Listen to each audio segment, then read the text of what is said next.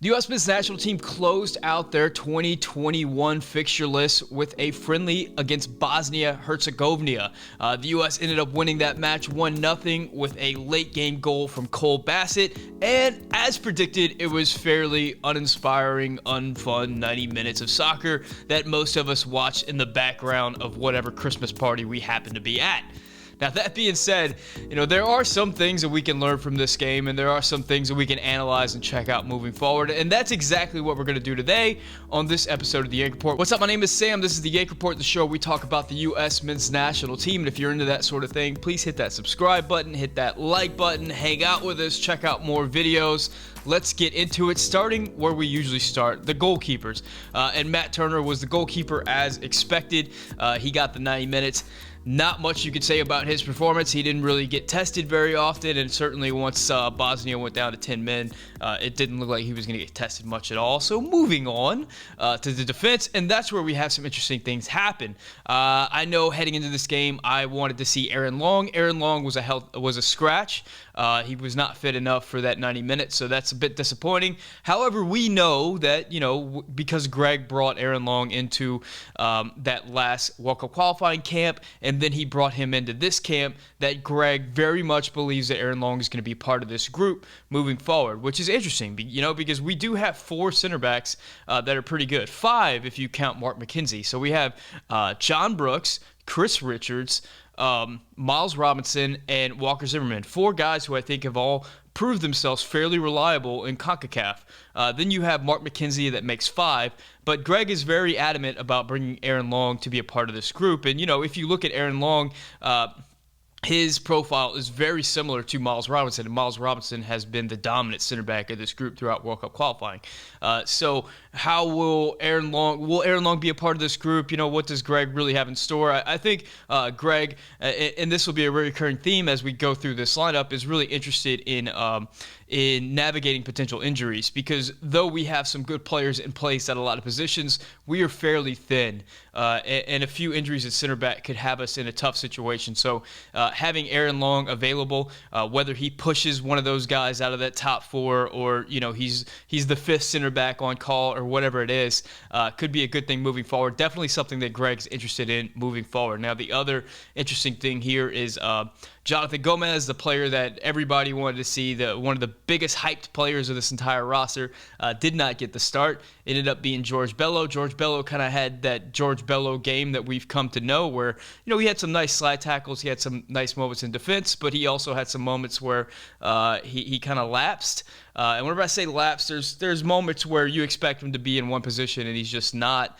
There's moments where you expect him to make a certain play and he just doesn't.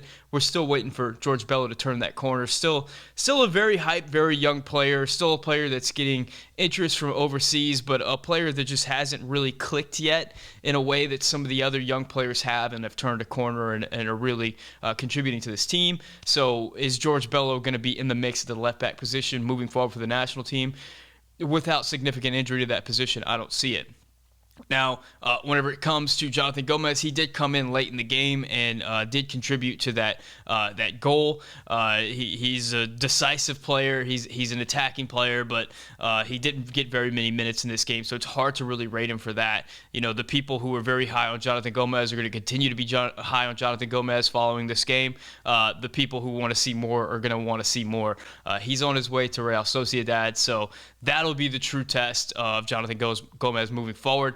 The big thing for him, and I've mentioned this in some other videos and on some other channels and talked to a lot of people about this. Let me interrupt the video for 1 second to let you know we got a sponsor, guys. We got a new sponsor for the channel, and that is BetOnline. BetOnline is back and better than ever with more props and more lines and more bets than ever before. BetOnline remains your #1 spot for all football and basketball action this season, but they also have a ton of soccer lines available if that's something that you're into. Head to the new updated desktop or mobile website to sign up today and receive 50% welcome bonus on your first deposit. Just use promo code BELIEVE50, that's BLEAV50, to receive your bonus. So I know a lot of you, like myself, are fans of multiple sports, so if you're into baseball, basketball, NFL, you can find it all there, but they also have lines for Premier League games, Serie A games, Spanish Premier Division games, Champions League games, whatever. The whole world of European soccer is available to you at BetOnline. BetOnline is the fastest and easiest way to bet on all your favorite sports. BetOnline, where the game starts. That left back position,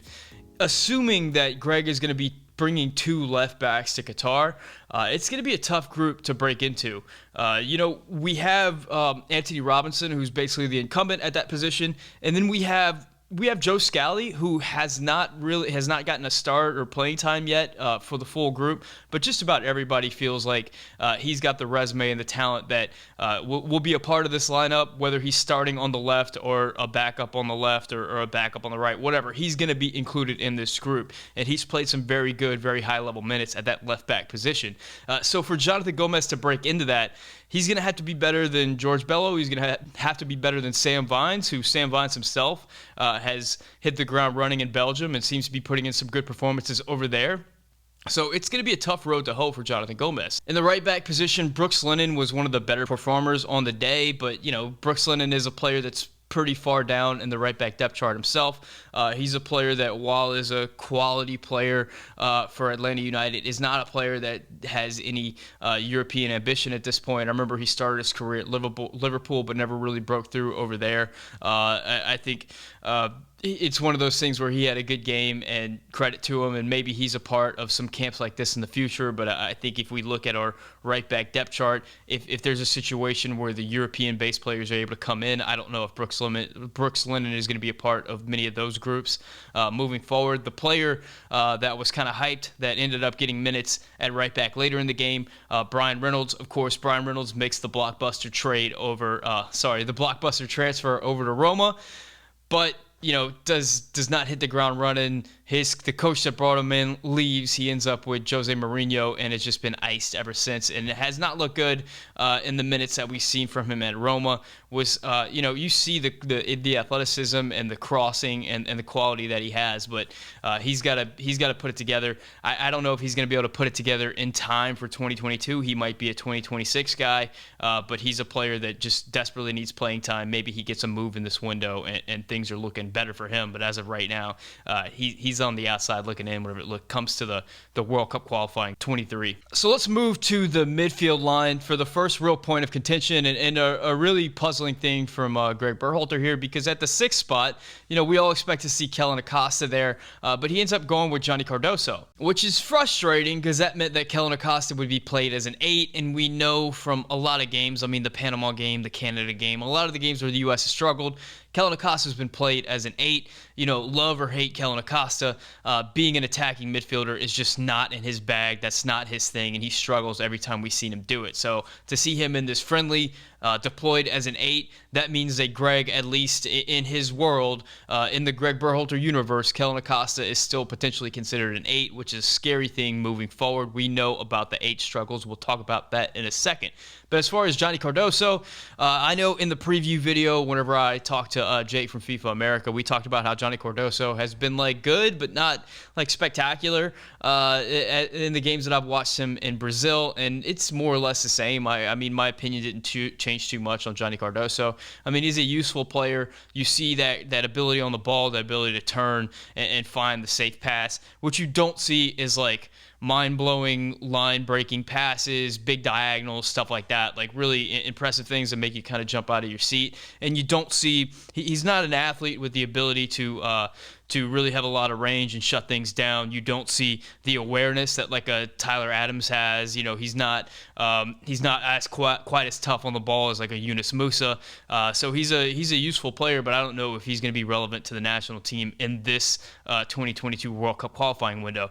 Moving up to the 8s, and this is where we had some interesting things here. We had Kellyn Acosta and Christian Roldan, which, if you were to ask the fan base who would be the two least sexy players to start in the 8 spots, I think they would have agreed on Kellyn Acosta and Christian Roldan. Kellyn Acosta, of course, as we just said, Not much of an 8, more of a 6. No, not great on the ball. Not going to find a lot of line-breaking passes. Not going to find too many passes at all. So that puts a lot of the emphasis for the offense for the moving the ball upfield to Christian Roldan, and that's just, I mean, that's a little bit too much to ask from Christian Roldan. This is a game where, nobody had a bad performance. I'm not going to say that. The quality of the opposition, this Bosnia Herzegovina team, this was a thrown-together team from their domestic league that had less caps than the U.S., which is kind of crazy. That almost never happens. So this was not a very good quality opposition from Bosnia. So the U.S. dominated the majority of possession, especially after the red card. So it's not like anybody had bad games, but, Acosta and Roldan are two players that are generally a part of the first team. And I think Greg wanted some continuity. He wanted some controls there that he could measure the guys around him with. But that meant that we were not going to just have great offense. But we're not going to be very creative on the field because those two guys together just don't spark the creativity. Moving up in our forward line, we had Jesus Ferreira, Ricardo Pepe, and Jordan Morris. And this was the most exciting part of the team, at least for me, because, we got to see the return of Jordan Morris, a player that Greg has spoken very highly of. We know that he's going to be very important to Greg's national team picture moving forward, maybe in the capacity of like an Aaron Long, where Jordan Morris clearly isn't back to full health. He's clearly lacking sharpness. There were some moments in the game where maybe the old Jordan Morris would have been a little bit more decisive, but he's getting back into form, and that's totally understandable given his injury. But I would imagine that he's right on the cusp, right on the bubble, at least in Greg's eyes, and potentially contributing to the winger position moving forward for the national team. If you consider, like, our top 4 guys are pretty much set in stone. They're very, very good players in Brendan Aronson, Christian Pulisic, Tim Weah, and Giovanni Reyna. However, that 4 group of players has not been healthy all the time very often. And heading into January, Tim Weah is out with his club, and Giovanni Reyna still hasn't returned. So depth is going to be important. Once again, we're repeating that mantra, depth, depth, depth. In the past, we saw Paul Arriola come to the squad, and Paul Arriola, while he brings a lot of running and a lot of activity and a lot of defending, just doesn't bring too much in the final third. Jordan Morris can do a lot of those things, but he's also a decisive and quality finisher in the final third whenever he's at his peak. So to say that Jordan Morris is maybe the 5th or 6th player in the depth chart at the winger position, that's not saying that he's never going to get minutes moving forward in qualifying, considering how many injuries we've seen and how much rotation we've seen from this group. It might happen that Jordan Morris is a part of the winger position in the January group, and Jordan Morris provided a great goal opportunity with his diving header that got saved by the Bosnia keeper, which was one of the better chances that we had on frame all game long. Now, a lot of that goes to the 2 other guys, Jesus Ferreira and Ricardo Pepe. Jesus Ferreira, I've been speaking about seeing Jesus Ferreira in a winger position for the U.S. for a long time. While he wasn't exactly Pele out there unlocking a lot of things, we saw a lot of nice moments from Jesus Ferreira, then we saw some not so nice moments for Jesus Ferreira. If I had to choose, if I had my choice between Jordan Morris and Jesus Ferreira, with Jordan Morris being healthy and sharp and in form, I think I would choose Jordan Morris at this point. But, having Jesus Ferreira as another option, I still think I like Jesus Ferreira maybe more than Paul Arriola, and I do like Jesus Ferreira out wide more than I do as a striker, because the U.S. doesn't really have a second striker, and that's what Jesus likes to play, and it's just a little convoluted and complicated, and it doesn't work, especially whenever you're away in CONCACAF against these big physical defenders that are parking the bus and making it as physical as possible and difficult to play through. That's never going to be Jesus Ferreira's game. So I would much prefer to see Jesus out wide or like as an 8 or anywhere else as opposed to the striker position, but still he's pretty far down in the depth chart. Now, the guy who's at the top of the depth chart is Ricardo Pepe. But, the thing about Ricardo Pepe is in the last few months of MLS, his production kind of fell off a bit. And there's a lot of people out there chirping, kind of questioning, is Ricardo Pepe the guy moving forward? Should the U.S. have a new striker option? What happens to Pepe if he makes this move to Europe and stops getting playing time? There's a lot of unknowns about the striker position for the U.S. that a month ago we thought Pepe was just the savior and was gonna take over the striker position for the next 20 years, and now that's a little bit in doubt. Now, the thing is, Ricardo Pepe is still a very young player. He's still 18 years old, and the trade-off with youth, the trade-off with young players is you're going to get excitement, you're going to get speed, you're going to get energy, you're going to get that youthful exuberance and sometimes that youthful ignorance, which is a good thing in sports because maybe they're not in their head as much and not too afraid of the moment, but on the flip side of that is you're going to get inconsistency, and you're going to get frustrating moments. And we're seeing that from Ricardo Pepe right now, where he kind of hit the ground running, scored some goals, contributed to the attack in his first few games for the national team. But now we're getting the other side of that. Now, for my money, I think Ricardo Pepe still offers more than anybody else in the striker pool right now. I think there's a good reason why he's commanding so much attention and potentially a huge dollar sum for his transfer and for his services over the next few years in Europe. I think he's still number one in the clubhouse for me and the striker I'd like to see to get the most minutes in the next window. That being said, I don't think that he's not the savior. He's not Zlatan Ibrahimovic. He's not choose your favorite striker. He's not Lukaku. He's not Erling Haaland. He's not just like a difference maker on that level. I think he's still a player that's going to need service, and he's going to need a lot of help around him. And wherever he's put in positions and given a lot of service, he can be good for us. I think he can be better for us than anybody else that we have in this particular moment. But he's not just going to take over games for us and dominate. At least not yet. At least not in this moment of time. Maybe he gets to Europe and he hits another growth spurt as far as his ability and just becomes a little bit more consistent and a little bit more decisive. But watching Ricardo Pepe have that moment in front of goal where the ball just kind of trickled past him and he couldn't kind of get his feet in the right position to put that strike on goal was tough, especially considering that the last few months we've been hearing a lot of that chirping about how Pepe hasn't been scoring goals. I would have felt so much better about the U.S. men's national team and life and everything else moving forward had Pepe been able to get a leg out and put that in the back of the net, but it did not happen. So there we are. That was kind of the starting 11. Now we did have some guys come in. Jonathan Gomez came in late. Cole Bassett came in late. Cade Cowell came in late. Hard to say a whole lot about their games. We know a lot about Cade Cowell. Very physical, very decisive, downhill runner, not so technical, and I think we saw a little bit of that. The things that were more notable, I think, than the players that did come on were the players that didn't come on. And Caden Clark was one of the headliners coming into this game, a player that is reportedly on his way to Leipzig in this transfer window, did not get any minutes during this game. So for me, that means a couple of things. So either Greg Berhalter doesn't rate him at all over players like Cole Bassett and Christian Roldan and Kellen Acosta, or Caden Clark is about to make this move to Leipzig, and at that move, they're going to evaluate him, and their evaluation is going to determine whether he stays at Leipzig or makes a move elsewhere, and that determination is going to have a major impact on Caden's life, potentially for the next decade. It is a massive, massive tryout that's coming up, and I think that potentially, maybe someone in Caden's camp, maybe someone in Leipzig's camp, maybe it was Greg himself, said, you know what, Caden, I don't think that you need to be out there for this Bosnia friendly. I don't think that this is the moment for you. I don't think that this 90 minutes against Bosnia in December is more important than your trial over at Leipzig. I call it a trial. You guys know what I mean. Where his evaluation over at Leipzig. I think that was the decision that was made, and that's the reason why we didn't see Caden Clark.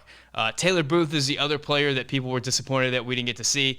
I haven't watched much Taylor Booth. Admittedly, he's in a pretty low level. I haven't watched many of his games for Bayern Munich too. If you have, more power to you. Let me know how he's been doing in the comment section.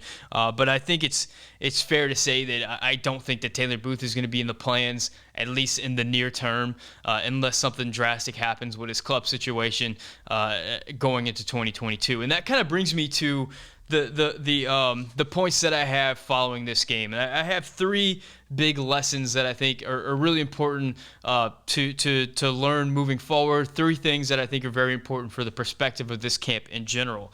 And the first thing is that I don't think that the 90 minutes on the field during this camp, I don't think that the game against Bosnia Herzegovina were as important as the time spent in the camp, the face time with the coach. And I think that is true for a lot of these players. I think that's true for Taylor Booth. I think that's true for Jonathan Gomez. I think that's true for Caden Clark, Cade Cowell, all these guys.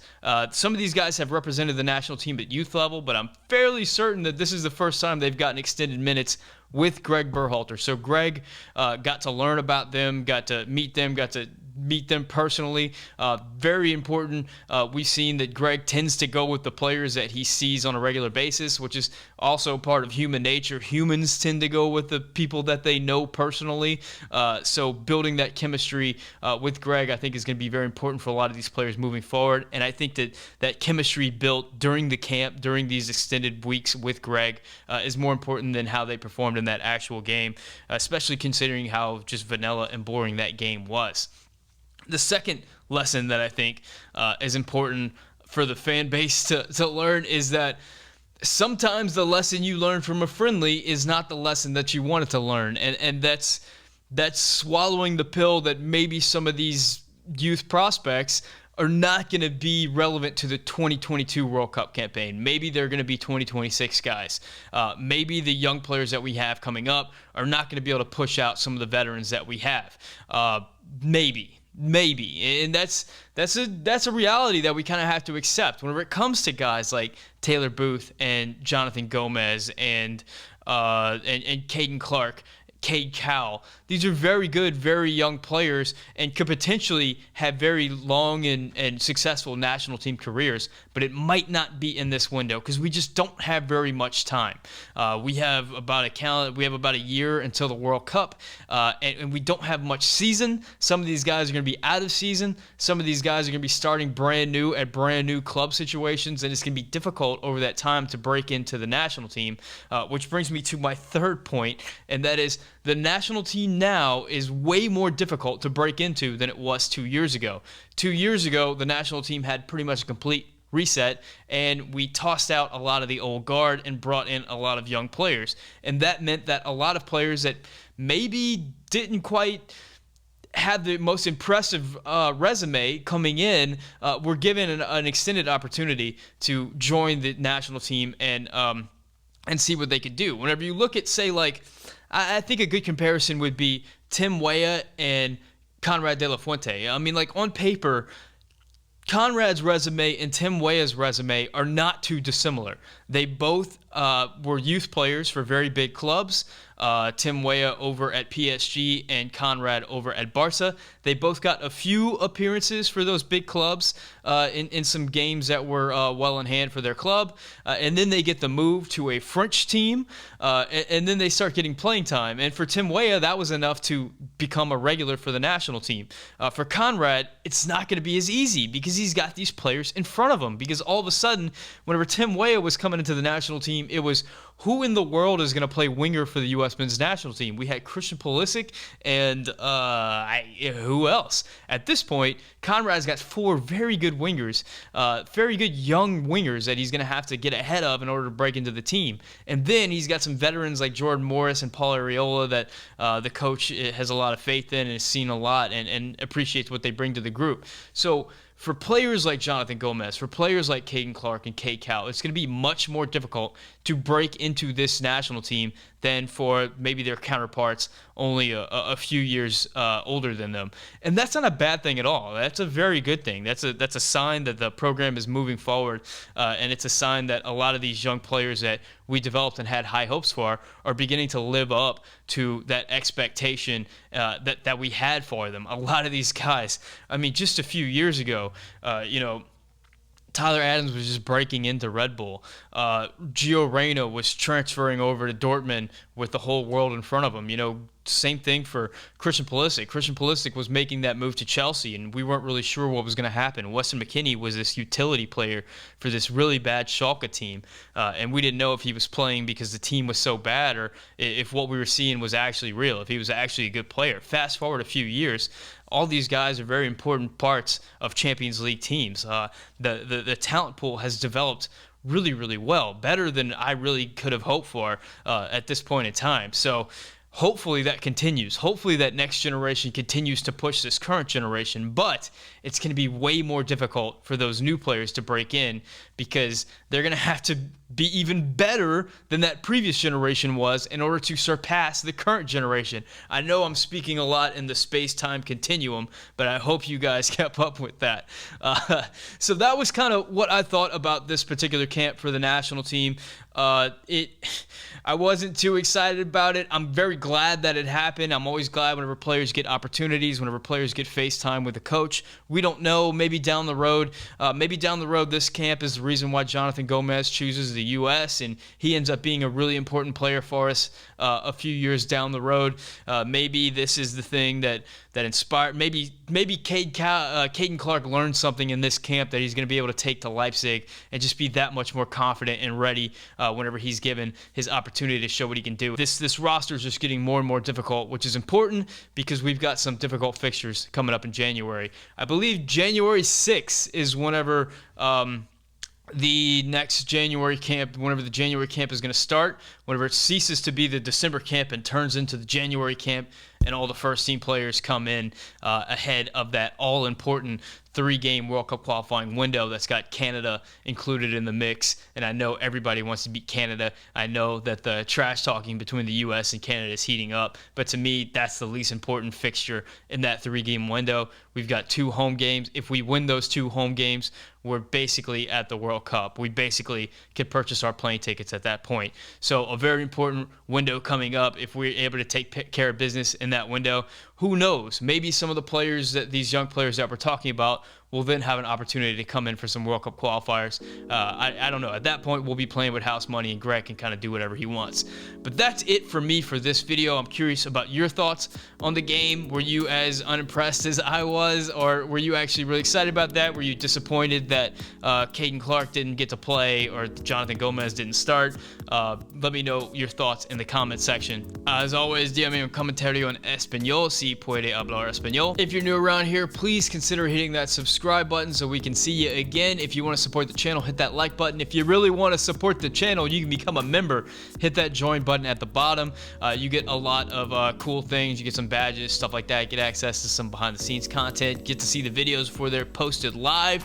And if you're a tier 2 member like Mike Irish and Manuel Oliveres, you get a shout out in the video like we just did. Guys, thank you so much for watching. My name is Sam and this is the Yank Report.